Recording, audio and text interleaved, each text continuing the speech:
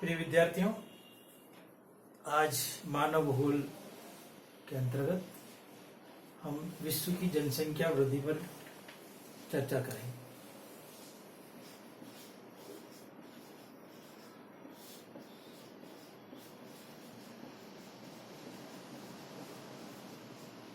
विश्व की जनसंख्या वृद्धि। देखिए, जनसंख्या वृद्धि का हम अर्थ समझें कि एक निश्चित अवधि में किसी क्षेत्र विशेष में रहने वाले व्यक्तियों की संख्या में होने वाला परिवर्तन जनसंख्या वृद्धि कहलाता है। यानी निश्चित अवधि, जैसे किसी कालखंड को ले, फिर किसी विशेष क्षेत्र के संदर्भ में समझे इसको।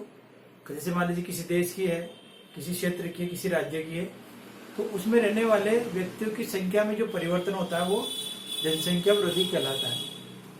तो विभिन्न ऐतिहासिक कालों में विश्व की जनसंख्या वृद्धि की प्रवृत्ति अलग अलग देश और काल के अनुसार अलग अलग रही है।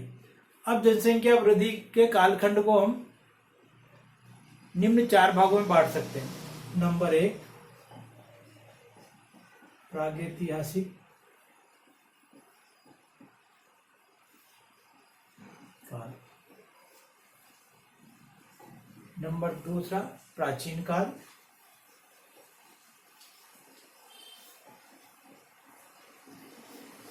तीसरा, मध्यकाल। और चौथा, आधुनिक काल।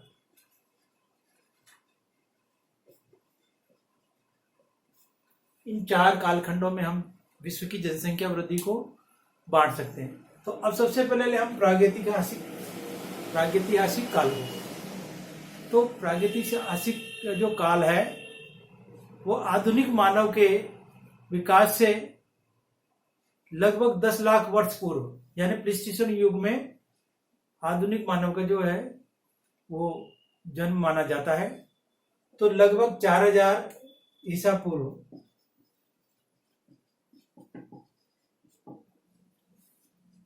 तक विश्व की जनसंख्या 53 लाख के करीब थी, ऐसा अनुमान है। यानी विद्वान लोग लगभग 4000 ईसा पूर्व तक विश्व की कुल जनसंख्या हमारे केवल 53 लाख थी। अब प्राचीन काल की बात करें तो इस काल में दक्षिणी एशिया यानी भारत, दक्षिणी पूर्वी एशिया यानी चीन, इसी तरह दक्षिण पश्चिमी एशिया यानी मेसोपोटामिया, उत्तरी पूर्वी अफ्रीका यानी मिस्र आदि क्षेत्रों में कृषि कार्य प्रारंभ हो गया था। और इस कारण से और नगरीय विकास का भी उदाहरण मिलते हैं। तो कृषि कार्य और नगरीय विकास के कार्य के कारण जनसंख्या में वृद्धि होने लगी और विकास के परिणाम स्वरूप विश्व की कुल जनसंख्या ऐसा कहते हैं कि 20 से 30 करोड़ के आसपास पहुंच गई थी। यानी प्रागैतिहासिक काल के बाद जो प्राचीन काल है उसमें विश्व की जनसंख्या 20 से 30 करोड़ हो गई थी, ऐसा अनुमान लगाया जाता है। अब आता है मध्यकाल। तो मध्यकाल 700 ईस्वी से 1650 ईस्वी तक का काल जो है वो मध्यकाल कहलाता है।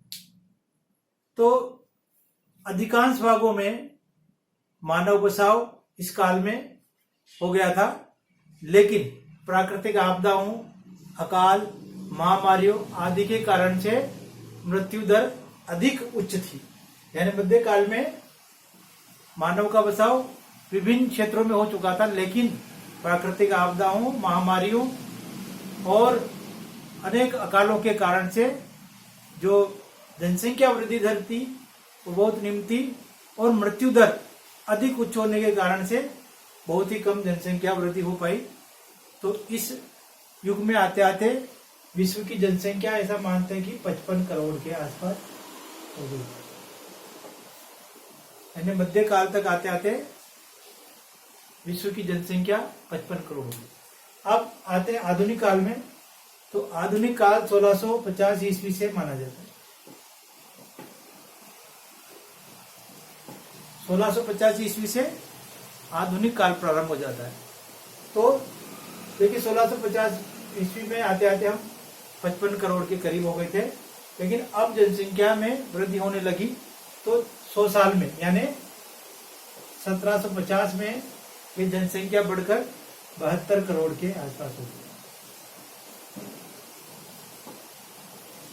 यानी 100 सालों में ये बढ़ी और अब 72 करोड़ के आसपास है। 1850 में जनसंख्या बढ़कर और 133 करोड़ में पहुंची। 1950 में आते आते ये हो गई 251 करोड़। अब देखिए इसके पश्चात यानी 1950 के बाद, इसके पश्चात के 50 वर्षों में, केवल 50 वर्षों में जनसंख्या में तीव्र गति से वृद्धि हुई और विश्व की जनसंख्या वर्षों में विश्व की जनसंख्या में 360 करोड़ और जुड़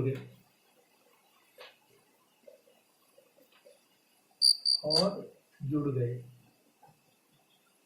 यानी मात्र 1950 के बाद में 2000 में ये जनसंख्या बढ़कर 610 करोड़ हो गई,